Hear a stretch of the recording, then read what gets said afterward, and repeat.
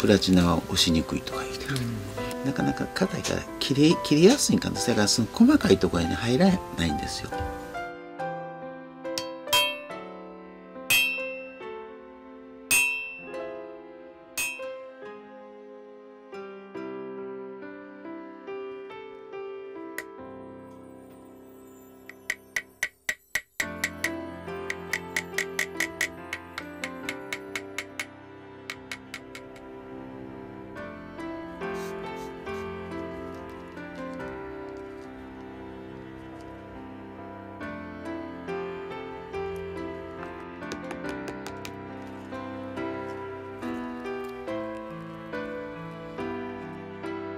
大体グラデーションみたいなのが好きやから、なんか引きつけるものとかに